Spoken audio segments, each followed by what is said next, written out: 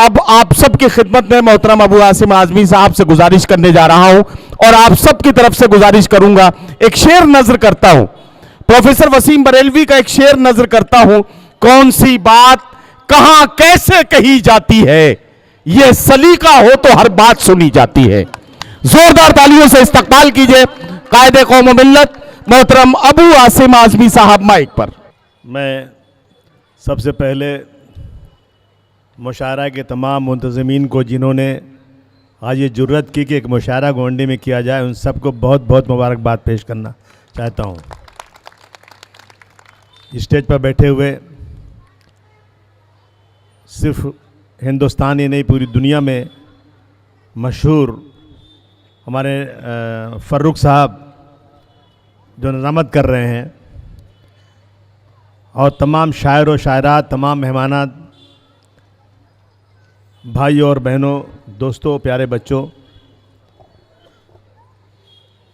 अब इस मुल्क में रात भर नाचो तो उसका परमिशन मिल जाता है, डीजे बजाओ तो कोई प्रॉब्लम नहीं, लेकिन मुशायरा किया जाए तो 10 बजे ख़त्म करना पड़ता है। और इस 10 बजे के कानून ने मुशायरों को बिल्कुल कम कर दिया। सही बात। बड़े बड़े मुशायरे होते थे पहले, 50-50 हज़ार की भीड़ आती थी, और मुशायरे शुरू होते हैं 10 बजे। अब यहाँ मुशायरे ख़त्म होते हैं 10 बजे, तो मुशायरे बहुत कम हो गए हैं। मैं बहुत मुबारकबाद पेश करता हूँ कि हमारे जमील असगर साहब ने इस मुशायरे को मुनक़िद किया, और मुबारकबाद अपने नगर सेवक इरफान को भी देना चाहता हूँ कि ये पूरा मैदान जो है ना, ये इल्लीगल किसी ने ऑक्यूपेंट किया था, कब्ज़ा किया हुआ था, और इरफान ने अपनी बड़ी मेहनतों के साथ इस मैदान को खाली कराया, और इस मैदान में बड़े बड़े प्रोग्राम होने लगे। हजरात, ये मुल्क सोने की चिड़िया था, अंग्रेज कागज़ की चिड़िया नहीं आया था। हिंदुस्तान एक बहुत अमीर मुल्क था, मुसलमानों का राज था, मुगलों का राज था, और अंग्रेज़ों ने देखा कि सोने की चिड़िया वहाँ है, चलो वहाँ कब्ज़ा करें। अंग्रेज़ चला गया, मुग़ल चला गया, अंग्रेज़ आया। इस मुल्क की आज़ादी के लिए कितनी बड़ी मुसलमानों ने लड़ाई लड़ी, ये अगर आप पूरी हिस्ट्री उठाकर देखेंगे, मैं समझता हूँ सबसे अगली लाइन में मुसलमान था इस मुल्क को आज़ाद कराने के लिए। आज ये लोग जो आज़ादी की लड़ाई के खिलाफ थे, बुज़दिल थे, जो जेल में रह करके अंग्रेज़ों से माफ़ी मांग रहे थे कि हमको छोड़ दो, एक बार हम छूट जाएंगे तो अंग्रेज़ों के साथ खड़े होकर के गांधी जी के आंदोलन को मटिया मेल कर देंगे, वो आज बदकिस्मती से हिंदुस्तान की गद्दी पर बैठ गए हैं, और हमसे वफादारी का सबूत मांगते हैं जो खुद गद्दार हैं। ये उर्दू, जहां तक मुझे मालूम है फरूक भाई, कि गांधी जी के कत्ल का सारा केस, सारा FIR उर्दू में लिखा गया था, और उर्दू इस मुल्क की ज़बान थी, तहजीब थी। लेकिन आज वो उर्दू जो इसी मुल्क की है, अपने ही मुल्क में परदेसी बन गई, उसके साथ ज़बरदस्ती जुल्म और ज्यादती की जा रही। हम देखते हैं असेंबली में, पार्लियामेंट में, कि जब भाषण होता है ना, तो कोई इंग्लिश में करता है, कोई मराठी में करता है, कोई और लैंग्वेज में करता है, लेकिन जब शेर कहना होता है तो बेचारे तो उर्दू में शेर करते हैं, उसके अलावा कोई रास्ता नजर नहीं आता। उर्दू को पढ़ने को, उर्दू का शेर कहने को सब तैयार है, लेकिन उसको अपनाने को कोई तैयार नहीं है। सही बात है। ये हालात है आज देश के।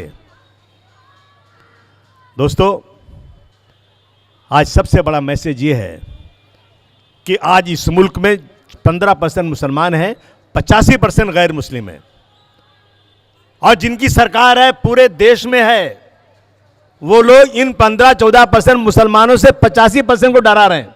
सही बात है।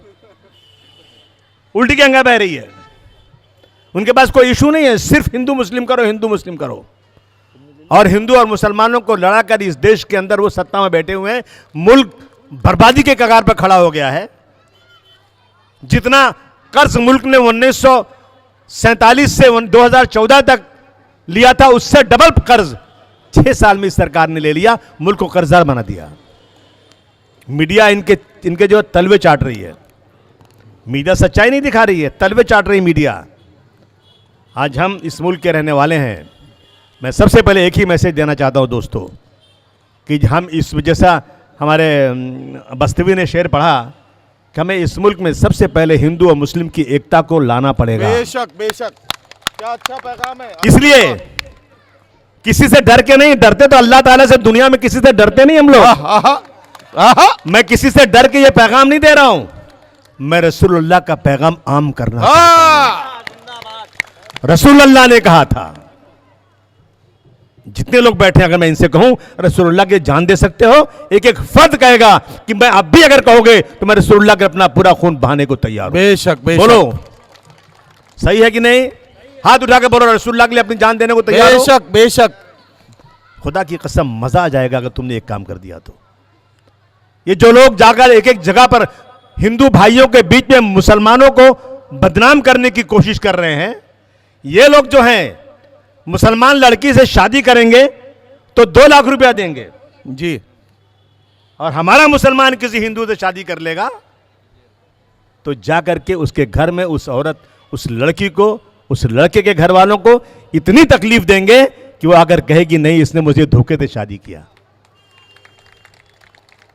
आप बेटी बचाओ बहू लाओ के नाम से इस मुल्क में कह रहे हो कि हम 2 लाख रुपया देंगे, मुसलमान की लड़कियों को लाओ और उसका मजहब चेंज करो, और हम चिल्लाते फिर रहे हैं कि हमने आज तक कभी ऐसा नहीं कहा कि हिंदू लड़कियों को लाओ उसको मुसलमान बनाओ। कोई माइक ला पूरे देश में अगर एक आदमी के स्टेटमेंट दिखाने तो मैं गुलामी करने को तैयार हूं। ये ला रहे हैं कानून लाने वाले जी।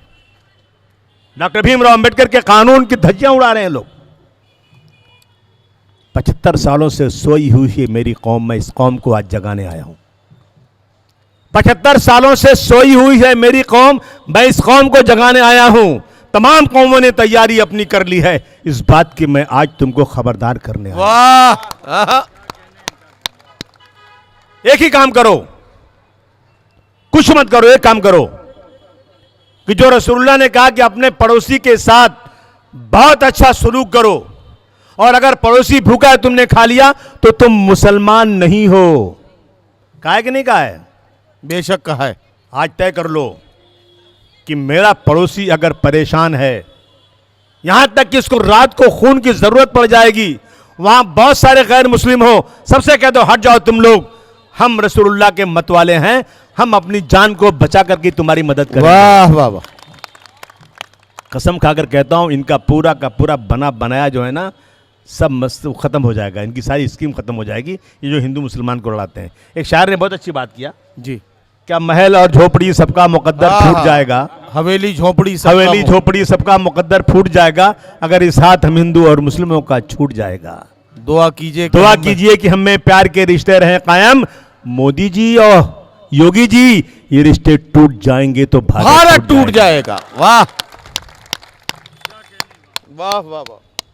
हमें करना है कि नहीं करना है? बेशक।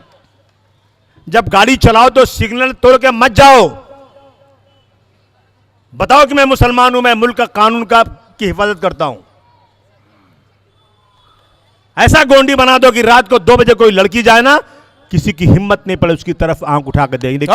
ये क्या पैगाम दे रहे हैं? मां बाप की खिदमत करो, वाह। सच्चे मुसलमान बनो। क्यों कि मैं रोज लड़ाई लड़ रहा हूं असेंबली के अंदर कि मेरा इलाका माइनॉरिटी डोमिनेटिंग एरिया, यहां ज्यादा मुसलमान रहते हैं, यहां पे बहुत बहुत ज्यादा जाति हो रही है। जिस काम में पैसे नहीं लगता वो तो काम करके दिखा दो। वाह। इखलाक पेश करो, इखलाक। कि ये लड़का गोंडी का है, मोटरसाइकिल से जा रहा था, 4-5 लड़कों ने बहुत ज्यादा मोटरसाइकिल दौड़ाई और इसने बड़ी कायदे से इनको आगे जाने दिया, कहा जाओ तुम लोग, मैं आराम से जाऊंगा, मैं सिग्नल नहीं तोड़ूंगा, मैं कि बुजुर्ग की इज्जत करूंगा, उसको संभालूंगा। और बच्चों जब स्कूल से जाओ ना तो कोई आदमी बीमार है तो उसके घर जाओ, उसको देखो, उससे मिलो और कहो कि मैं मुसलमान हूं, मुझे सिखाया गया है कि पड़ोसी की जाकर उसकी ईमानदारी करो, उससे मिलो। ये मैसेज होना चाहिए हमारा। बेशक। क्या पैगाम दे रहे हैं आसिम भाई? वाह वाह वाह वाह। अब फकत शोर मचाने से कुछ नहीं होगा, वाह। सिर्फ होठों को हिलाने से कुछ नहीं होगा। वाह। अब फकत शोर मचाने से कुछ नहीं होगा, सिर्फ होठों को हिलाने से कुछ नहीं होगा। जिंदगी के लिए बेमौत मरते ही क्यों हो, और अहले ईमान हो तो शैतान से डरते क्यों हो। वाह कहते तुम भी महफूज कहाँ अपने ठिकाने पे हो, बाद इखलाक तुम ही लोग निशाने पे हो। वाह वाह वाह वाह। तुम भी महफूज कहाँ अपने ठिकाने पे हो, बाद इखलाक तुम ही लोग निशाने पे हो। आज तय करो कि सारे गम, सारे शिकवे, सारे झगड़े मिटा के उठो। सारे गम, सारे शिकवे, सारे झगड़े मिटा के उठो। दुश्मनी जो भी आपस में मिटा के उठो। वाह। दुश्मनी जो भी आपस में मिटा के उठो।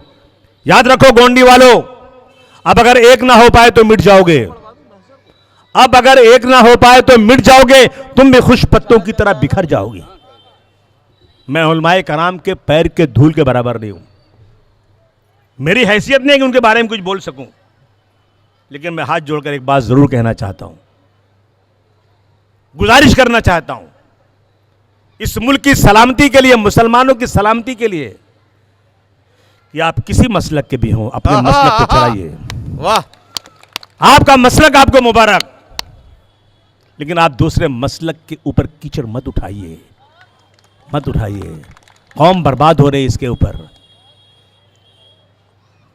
हमला इमारत पर हो रहा है, हमला इमारत पर हो रहा है। हमने उस इमारत के ऊपर फ्लैट बना के रखे हैं, एक पर शिया, एक पर सुन्नी, एक पर देवबंदी, एक पर बरेलवी, एक पर खान और एक पर पठान, एक पर अंसारी लिख दिया है।